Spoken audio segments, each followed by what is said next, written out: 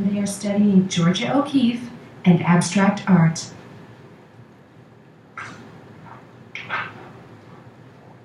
Can you tell me, what is this a picture of?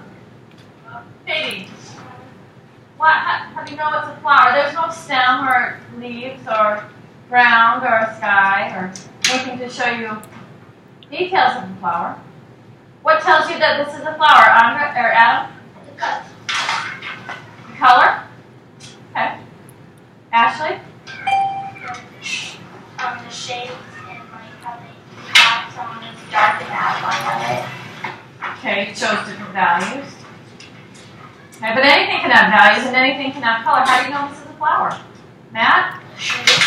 The shape looks like what? Petals. Rebecca, what do you think?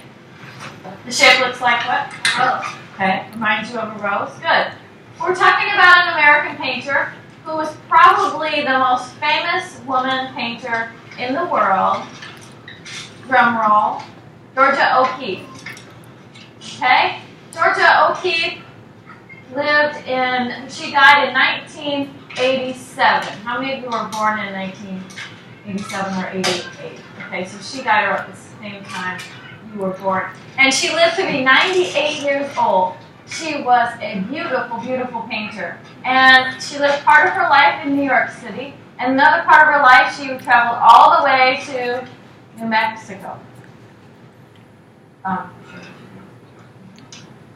And she lived in two completely different parts of the world. Not in the world, in different parts of the United States. A crazy big city like New York. And then, when she went to New Mexico, she lived out in the desert. And she loved them both. She lived the last half of her life in New Mexico now. Let me show you a picture of her. This is Georgia. Here's Georgia.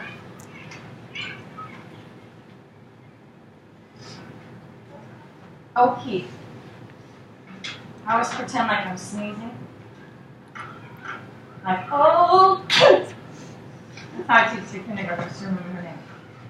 And Georgia loved to paint about the things that were around her. When she was in New York, she painted about the big city. And we have this painting right here called The Shelton with Sunspots. So she painted the big buildings.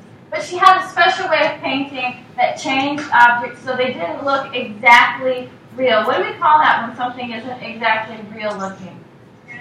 Adam. Yeah, okay, but when we're looking at artwork, there's a special word. Like Pablo Picasso, when he would show a person's face and he would show it from all different viewpoints at the same time. What do we call that? Abstract, right.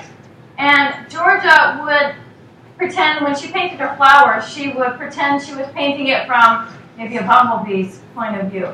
Because that bumblebee would go inside the flower and everything to the bee would look giant. And that's what she would do to her flower painting. She would take a small flower and she would enlarge it so that it was huge. This painting, for example, is probably as big as that screen up there. Okay? Kind of like thinking that she wanted people to notice the small things around you, especially the small things in nature. And it's kind of like thinking about the movie Honey, I Shrunk the Kids. How even a tiny blade of grass would look like a giant, giant tree if you were the size of what? Maybe an ant. What else was in the movie that helped us understand how she changed sizes? What? What? The Lego? I've seen the movie once. I don't remember. What happened? Oh, it's the normal size, and then they were shrunk. I remember a part too where they got rained on, or the sprinklers turned on when they were in the grass, and it was like a big bucket of water being poured in with each drop. Okay? Think about that. How many of you really take time to look inside the center of the flower to notice all the little tiny details and all the shapes and the little lines? Georgia wanted you to stop and notice those small things. Let's take a look at a couple more of her paintings. And she was really one of the first people to do this. Of course, Pablo Picasso was and painted in an abstract way. But Georgia had a different way of looking at things too. People weren't used to seeing flowers painted as big as the slide, the screen up there. Okay? She was enlarging. She was abstract. She also liked to paint skulls. Every morning when she was living in the desert, she would go out for a desert walk, and she would walk around and pick up things on her walk, maybe rocks or sometimes skulls and bones that were left just lying around. And she would pick them up and she would take them back to her studio and she would paint them. And she especially loved to hold the bones up into the sky. If any of you have ever been to New Mexico, the sky is bright blue every single day. It's beautiful. And so she would look at the holes in the bones and she would make the bones look like they were floating in the blue sky. Or kind of like this picture here. I'll show you. Okay, go look at it.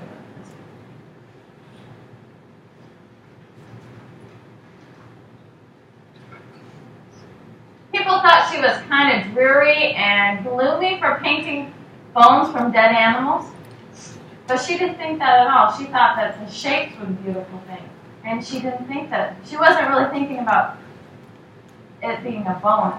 She just liked the shapes and she liked the way it looked in the sky. Here's another one. This is a red, white, and blue skull. And here's more of what the architecture looked like in New Mexico. So look at that one, and then you look at the one of the skyscraper. You can kind of see the difference. Sort of the same colors, though. So she was painting what was around her. This is a famous one. This one, it made a postage stamp from. Well, what you're going to do today is you're going to pretend you are a bee or an ant, and you are going to take a flower and enlarge it so big that it becomes abstract on your paper. Okay? I'll show you some examples. So you take a flower. One last picture of hers. This is called white trumpet flower. You're going to paint it so big, or you're going to draw it so big that the petals might go off the paper. You're not going to worry about painting a stem. You're not going to worry about painting leaves. Okay? What's important are the details in the middle, the small, tiny details. You're going to pretend your eyes are like a magnifying glass.